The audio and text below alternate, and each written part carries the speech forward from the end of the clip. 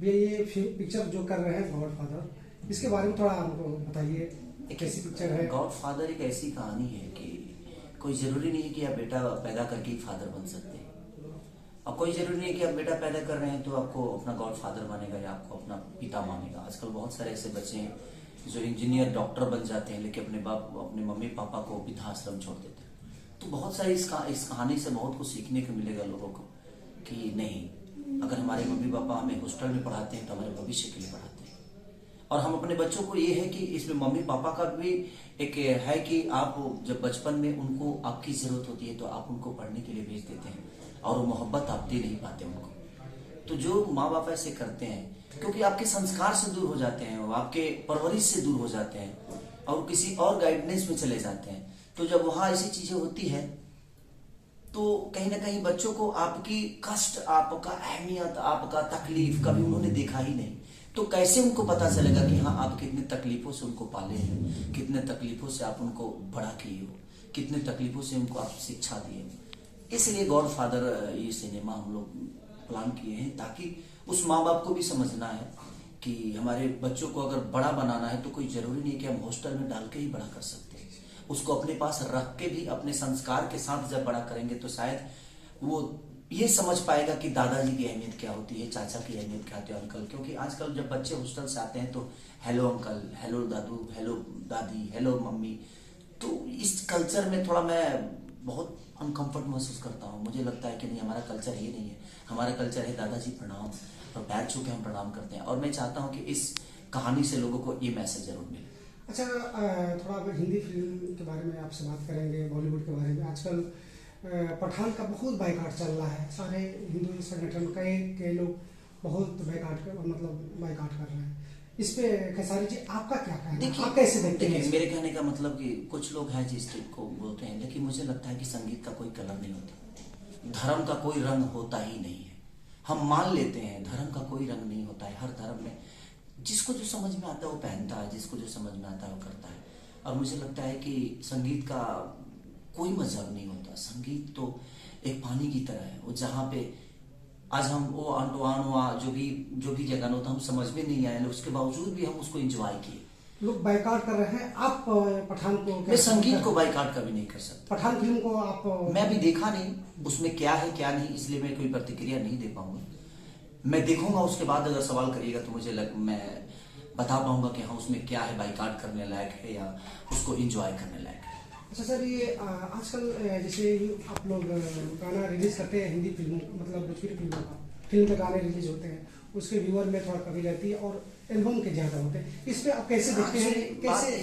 इसलिए ज्यादा होते हैं ना कि एल्बम के गाने को सिचुएशन नहीं होता है, कुछ भी आदमी गाता है तो उसको लोग एंजॉय के लिए गाता है, लेकिन सिनेमा के गाने जो होते हैं वो सिचुएशन से है। जैसे कि सिनेमा एक परिवार की तरह हो गया, तो परिवार में आप कुछ भी नहीं कर सकते अगर, और जो लोकगीत हो गए, जो गाने हमारे एल्बम के हो गए, वो दोस्त वाली हो गए कि भाई अगर दोस्तों के साथ है तो हमारे पास फ्रीडम है, वहां कोई बंधन नहीं है। लेकिन वो चीजें हम अपने घर में नहीं कर सकते।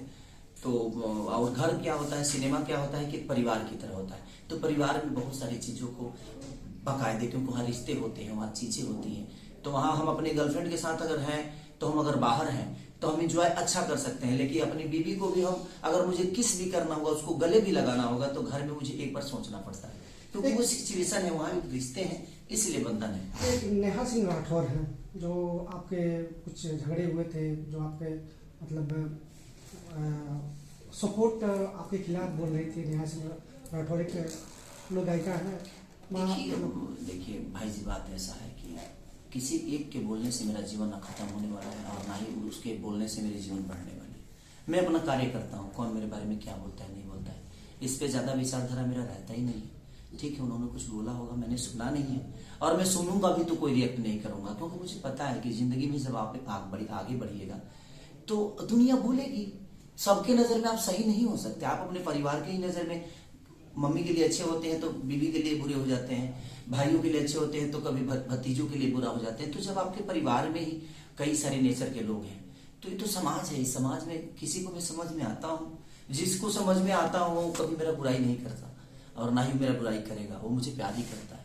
लेकिन जिसके समझ में मैं नहीं आता हूँ, दूर की सुनी हुई चीज को लेकर अगर कोई रिएक्ट करता है तो ये तो उसका अपना मानसिकता है जो मेरे बारे में क्या सोचता है। भोजपुरी इंडस्ट्री में बहुत स्टार हैं, सब अपने आप को नंबर 1 नंबर बोलते हैं और आपस में बुराई करते हैं, लोग आपस में ही बुराई होती रहती है। इस पे क्या देखते हैं? देखिए मैं देखिए सबसे बड़ी की नंबर 1 की लड़ाई कभी होता ही नहीं है। मुझे लगता है बेहतर की लड़ाई होनी चाहिए।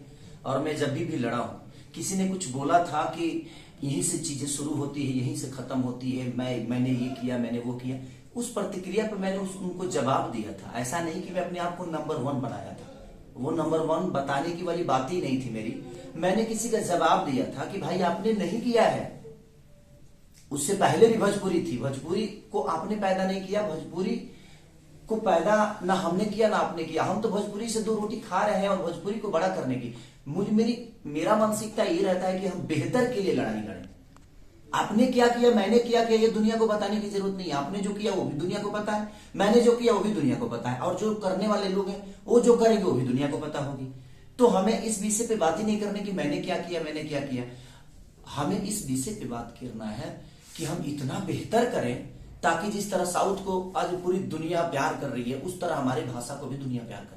तो हम सबको मिलके उस विचारधारा पे सोचना चाहिए कि हमें भोजपुरी में और बेहतर क्या करना है। अभी कुछ नहीं, अभी हम लोग किया क्या है, अभी तो बहुत कुछ करना है। हमारी सफर अभी खत्म नहीं हुई है, हमारा सफर अभी जारी है। और इस सफर को मैं इतना छोटा नहीं बनाऊंगा कि मैं बस सीमित हो गया, अब इसके आगे मैं कुछ नहीं कर सकता। नहीं, अभी तो मैं 0 से स्टार्ट किया हूं, अभी तो शुरुआत है मेरी।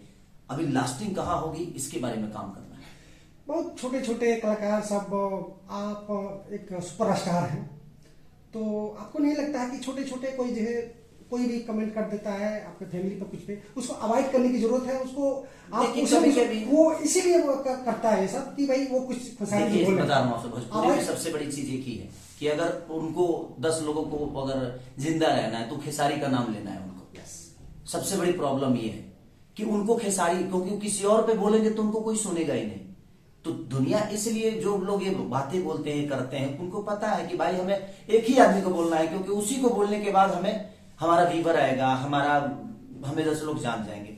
तो वो छोटी छोटी मानसिकता के लोग हैं, उनके बारे में बोलना और सोचना कोई मतलब ही नहीं। हमारा फील्ड बहुत बड़ा है, हम अपने भोजपुरी की भाषा के लिए काम कर रहे हैं और हम छोटी छोटी देखिए